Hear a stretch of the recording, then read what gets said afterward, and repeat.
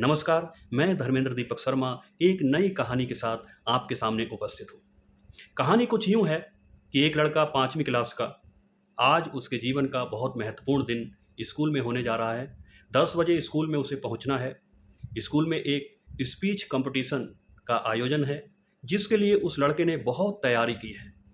जी-जान से उसे जीतने के लिए उसने तैयारी की हुई है, क्योंकि इस बार उसके पिताजी ने उससे ये वायदा किया है कि अगर वो कॉम्पिटिशन जीत लेगा, तो उसके लिए एक साइकिल वह गिफ्ट देंगे, जो साइकिल की डिमांड वो काफ़ी दिनों से करता चला आ रहा था। इसके तैयारी में उसके एक टीचर जो एक्टिविटी कराते हैं स्कूल में, उन्होंने भी बहुत भरसक उसको सहयोग किया है, उसको तैयारी कराई है और सबको उम्मीद है कि इस बार वह लड़का ही इस भाषण प्रतियोगिता में फर्स्ट आने वाला है। उसे खुद भी ये पूरा विश्वास है कि वह इस कॉम्पिटिशन को जीतकर इस बार पापा से साइकिल हासिल करके रहेगा। वह सुबह आज 9 बजे तैयार हो चुका है। नाश्ता करने के बाद वह 9:30 पर घर से निकलता है, क्योंकि घर से स्कूल का रास्ता करीब 25 मिनट का है, उसे ये पता है। वह पैदल वॉकिंग करता हुआ घर से निकलता है और सड़क पर जब वह थोड़ी-सी दूरी पर अभी पहुँचता है, तो देखता है कि एक बूढ़ी औरत सड़क पर पड़ी हुई है, सड़क पर लेटी हुई है। वह उसे इग्नोर करने की कोशिश करता है, क्योंकि उसका फ़ोकस कॉम्पिटिशन पे है, लेकिन वह कुछ आगे उस महिला से निकलता है, लेकिन उसके पैर जैसे जाम हो जाते हैं, जैसे रुक जाते हैं।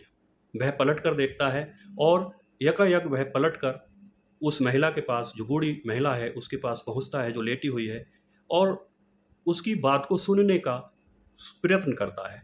वह महिला बुदबुदा रही है कि मुझे पानी, पानी, पानी। वह आस-पास देखता है, कोई वहाँ नल मौजूद नहीं है, कड़ी धूप पड़ रही है। बस उस शायद वो महिला किसी भीख माँगने वाली रही होगी। उसके पास में एक टूटा हुआ गिलास ज़रूर उसे छोटे से लड़के को दिख जाता है। वह उस गिलास को उठाता है और दौड़कर, उसने जब घर से निकला था, तो घर के पास में उसे एक नल दिखा था। उस नल की उसे याद आ जाती है और वो नल की तरफ दौड़ने लगता है।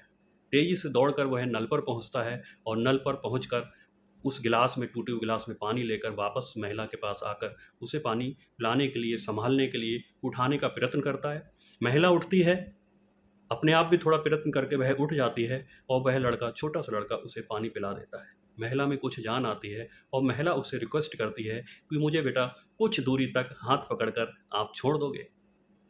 कॉम्पिटिशन सर पे था, समय तेज़ी से गुज़र रहा था, लेकिन लड़का उस समय उस महिला की हालत देखकर अपना कॉम्पिटिशन बिल्कुल उसे याद ही नहीं रहा और वो उस महिला की बात मानकर, उसका हाथ पकड़कर उसे उसके गंतव्य तक ले जाता है। इस दौरान पूरा 1 सवा घंटा उसका खर्च हो जाता है और जब वह स्कूल पहुँचता है, तो ऑलरेडी करीब 11 बज चुके होते हैं। कॉम्पिटिशन निपट चुका था और पुरस्कारों की घोषणा वहाँ हो रही थी। वह वापस घर आ जाता है और घर से दोबारा जब वह दूसरे दिन स्कूल जाता है, तो जब वह क्लास में घुसता है, तो कुछ जैसे ही वह क्लास में घुसता है, लड़के खड़े होकर उसके लिए तालियां बजाने लगते हैं। वह चौंक जाता है कि मेरे लिए तालियां क्यों बजाई जा रही हैं। वह सवाल भरी नज़रों से टीचर को देखता है। टीचर बताता है कि ये तालियां आपके अंदर जो इंसानियत है, उसके लिए बजाई जा रही हैं। तब उसके टीचर बताते हैं कि मैं उधर से गुज़र रहा था, जब तुम उस महिला की सहायता कर रहे थे, और मैंने पूरा दृश्य वो देखा था, जिस कारण तुम्हारा कॉम्पिटिशन निकल गया था। लेकिन तुम कॉम्पिटिशन हार कर भी कॉम्पिटिशन जीत गए हो। इसके लिए सभी लोगों ने आपके लिए तालियाँ बजाई हैं। वह गर्व का अनुभव करता है और वापस घर आ जाता है।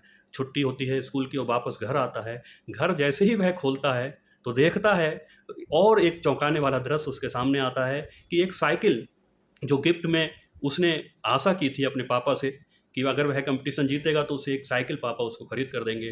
वो साइकिल सजी हुई उसके सामने इस तरह से खड़ी की गई थी, जैसे वो साइकिल उसका इंतज़ार कर रही है।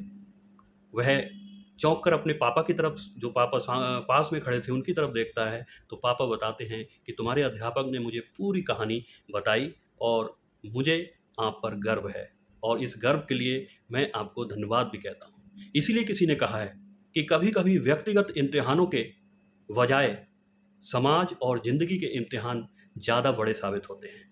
धन्यवाद।